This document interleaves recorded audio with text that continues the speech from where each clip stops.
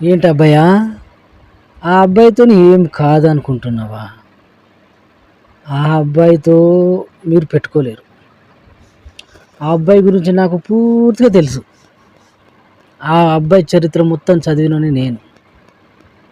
కాబట్టి మీ టెక్నాలజీ మీ ఊరు చుట్టూ లేదా మీ ఇంటి చుట్టూ అంతే, ఆడికే ఆగిపోతాయి మీ టెక్నాలజీ మొత్తం. కానీ మాత్రం ఆ అబ్బాయి టెక్నాలజీ మాత్రం అలా ఇంటి చుట్టూ కాదు, అలా ఊరు చుట్టూ కాదు, మొత్తం దేశం మొత్తం టెక్నాలజీ తిరిగేస్తుడు.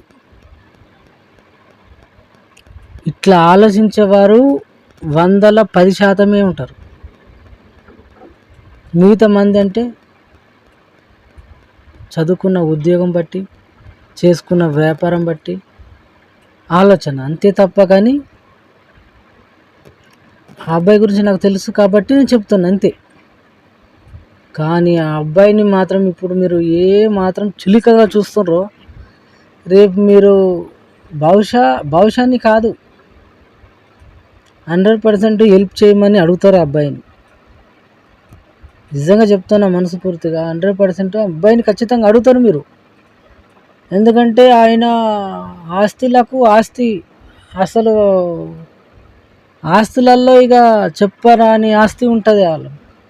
మీరు కానీ మీ కొడుకులు కానీ వాళ్ళ కొడుకులు కానీ ఆయన ఆస్తిని టచ్ చేయలేరు, అంత లెవెల్కి ఎదిగిపోయే పొజిషన్. అందుకని కొద్దిగా ఆలోచించి అన్ని రకాలుగా మాట్లాడుకుంటే బాగుంటుంది. మీరే నోటికి వచ్చినట్టు మాట్లాడితే రేపటికి తవ్వుంచుకోవాలి. ఆ అబ్బాయి సంగతి తెలుసు కాబట్టి ఆయన అన్నీ ఆలోచించి మాట్లాడతాడు. అన్నీ మాట్లాడించి ముందుకు అడిగేసి ఒక నిర్ణయం తీసుకుంటాడు.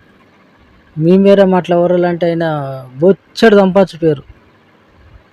మంచిది.